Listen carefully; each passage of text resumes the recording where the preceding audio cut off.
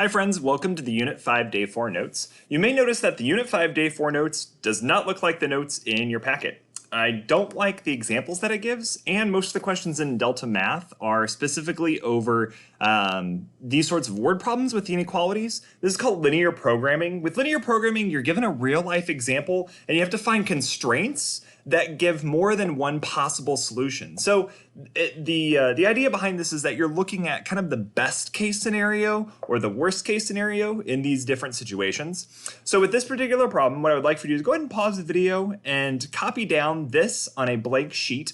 And then note that the graph sketching that you're going to be doing is going to be pretty rough. And that's okay. What we're going to do is we're going to do our best and get through it. So if you haven't, go ahead and pause the video now, go ahead and write down the problem, and I will see you in a bit.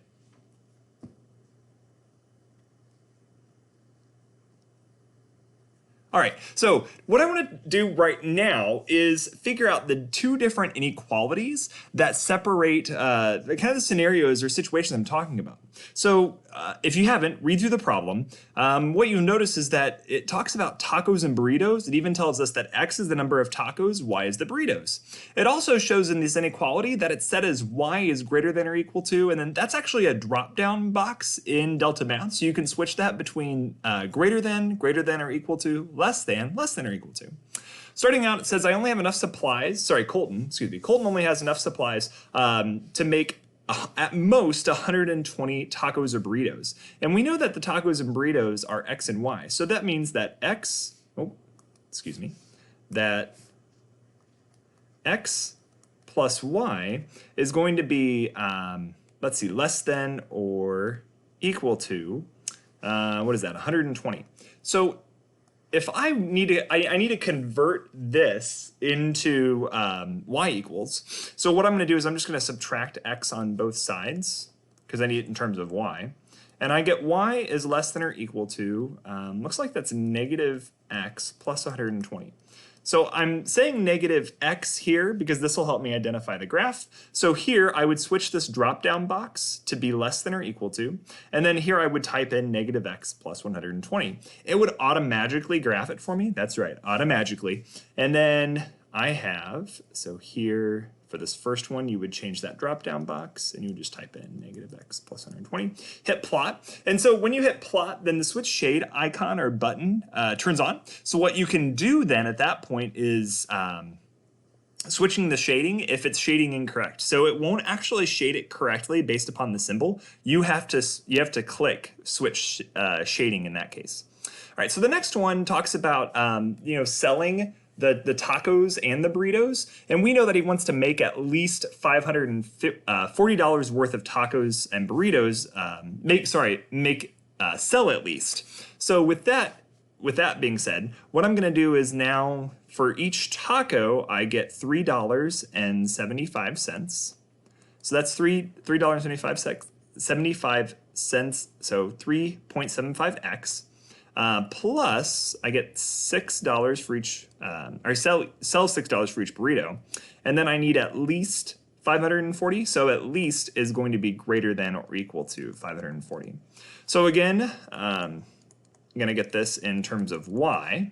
So minus 3.75, and so that gives me 6y is greater than or equal to, oh, forgot the x there, negative 3.75x plus 540. Divide by 6 on both sides. And so I get y is greater than or equal to, this simplifies down to negative 5/8. I just use my calculator to get that. And then plus 90. So again, I would keep the symbol in this case, and then type in negative 5/8 x plus 90. So here, just shading wise, this is going to be shaded below this part, and then this is going to be shaded above. So what happens here, so what I'm going to do is I'm going to go ahead and plot this. So this is at 20, and then that's going to be a point here, and then a point here as well. And then I'm going to connect these. I'm going to connect these as best I can. It does a better job connecting, to be honest. Yeah, that's terrible. And then notice I'm not going past that because you can't have values that are beyond that. And then I'm shading below here. So this is going to shade in all of this region here. And then switching to a different color. So then for this other one, that's plus 90. It's going to start here. And then negative 5/8. So negative 1, 2, 3, 4, 5. 1, 2, 8. So that's it there. That point and just below. And then 160. So it's going to go about here. So it looks like it's, awful. This is terrible. Whew. Rough. Okay. And then this is shading above. It's equal to, so I'm including these points as well. So what you want to find is the solution.